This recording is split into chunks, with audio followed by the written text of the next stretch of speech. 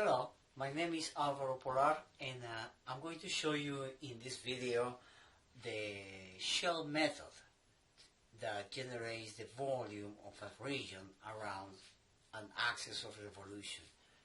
So I have this example already on the board. This is the same example that I use using the washer method, but I'm going to use the shell method in this case.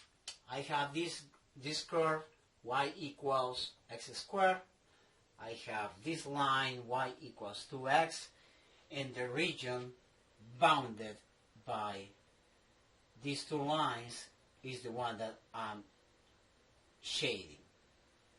The intersection between y equals x squared and y equals 2x is this point, 2,4, and of course 0,0.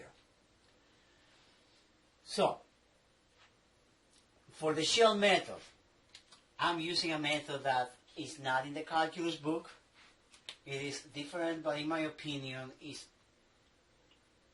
very logical. So I hope you you understand what I'm trying to show you. Now, the shell method consists in having the differential element parallel to the axis of revolution. In this case, the axis of revolution is going to be the line x equals 3. So it's a vertical line.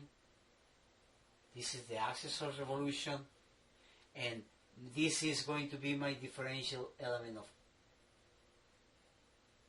in this case, area, because it's a rectangle.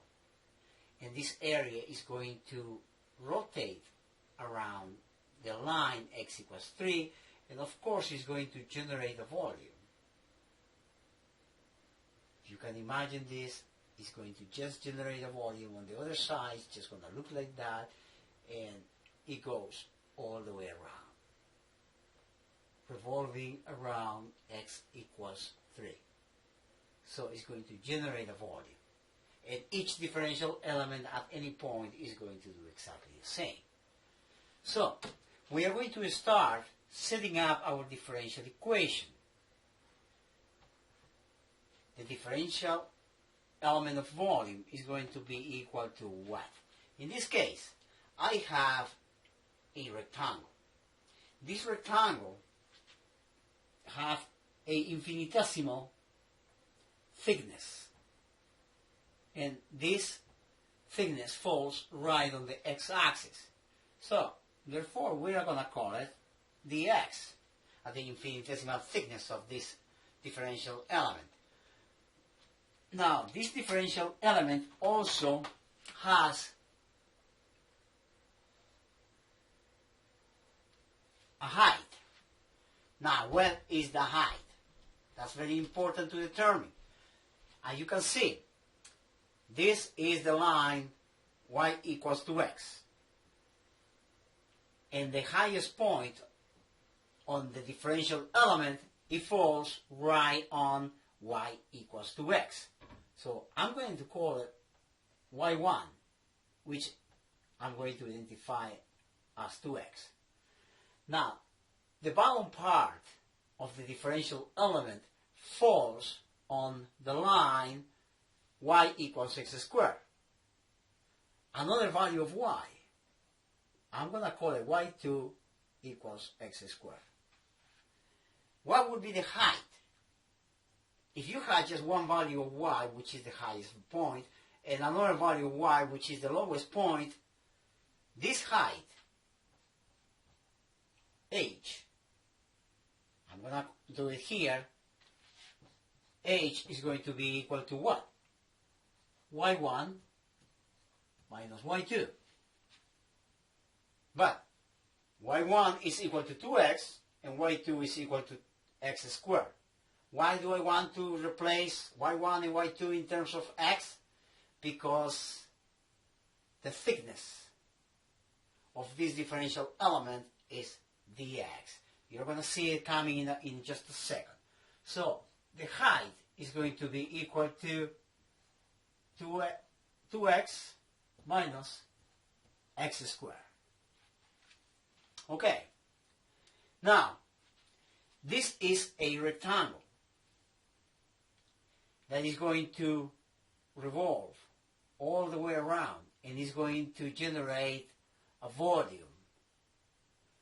If we have this volume and this shape and we expand it, we open it up, we are going to end up with something like this.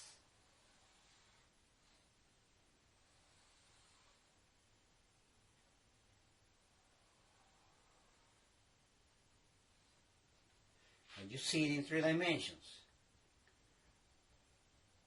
where the region that I'm shading is actually the thickness. And that thickness is what? This is the x. Okay? What is the height? The height is here, is represented. And the height is 2x minus x squared. What about all this length? All this length, well, what happens when you have a circle and you cut it and you open it up? What would be the total length? The length of the circle, the circumference of the circle. And the circumference of a circle, I wrote it here already, is 2 pi r. So all this length is 2 pi r. So what's the volume of this differential element? I have h, 2 pi r, and dx. It is basically a rectangular 3-dimensional shape. And the area of one side, which is 2 pi r times h, times the thickness, which is, or the depth, which is dx. So imagine you have a box, and what is the volume of the box? You can just take the area of any of the sides, and you multiply by the other dimension. So if we take the area of this side, we say that this is the height, this is c, which is 2 pi r, and this is the thickness, which in our case is dx.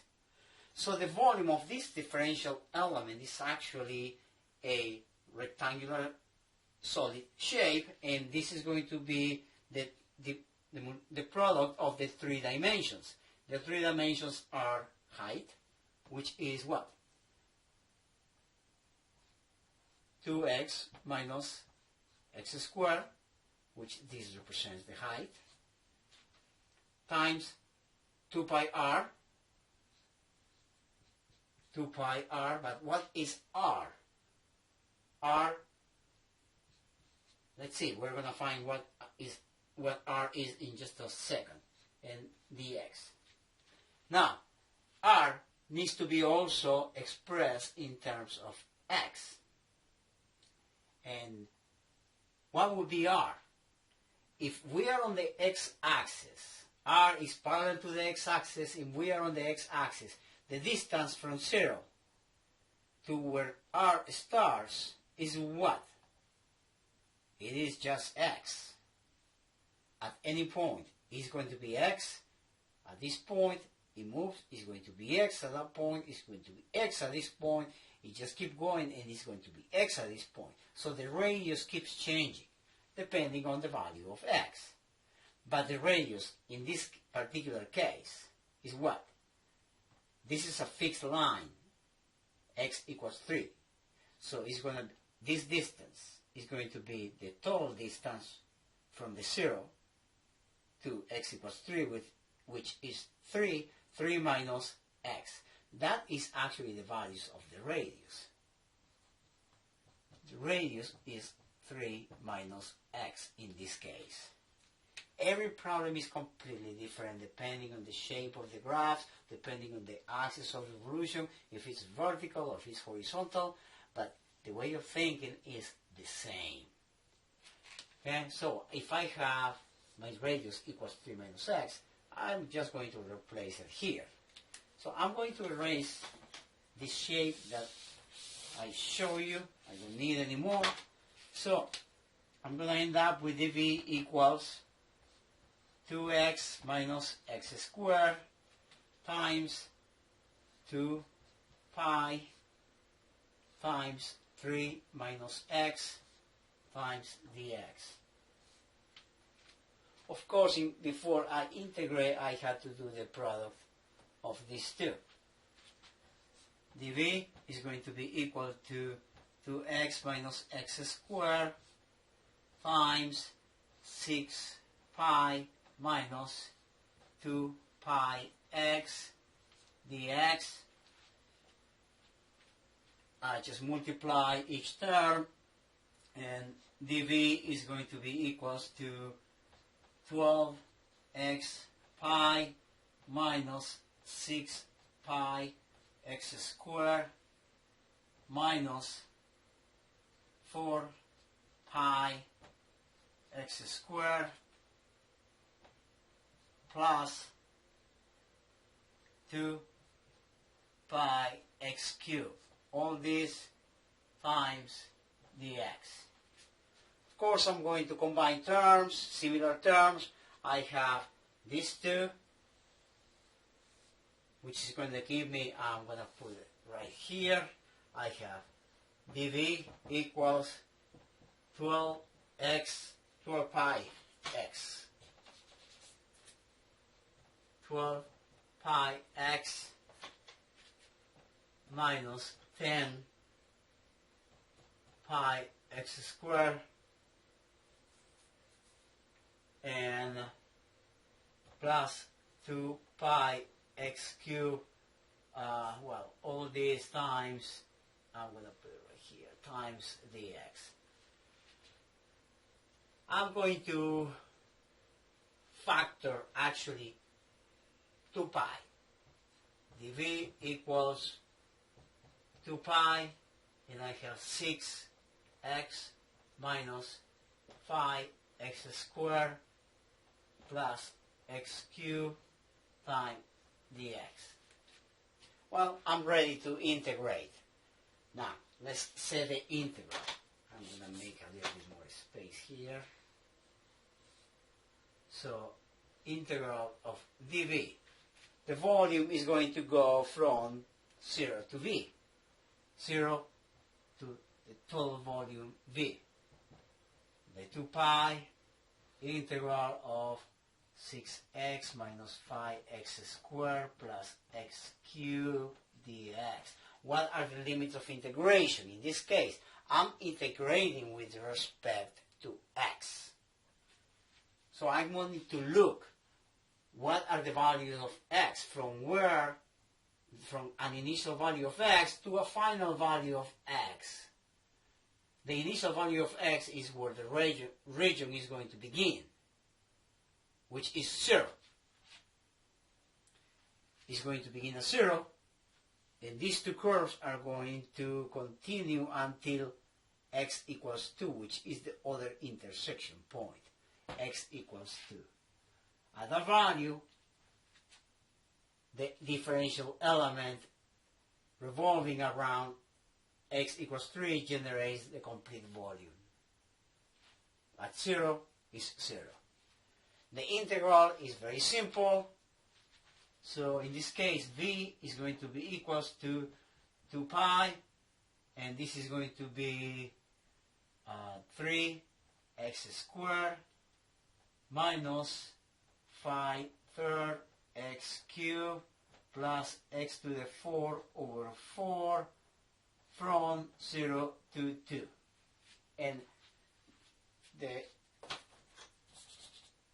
calculation from here will give us a value for the volume. I'm going to leave this for all of you to do it, okay? But the main point in showing this video is how to use the differential element to generate a shell. This is actually a shell. This is not solid. This is the shell. And that's why it is called the shell volume. Now, the calculus book that I know shows a complete different method. In my opinion, it's a little bit difficult to understand.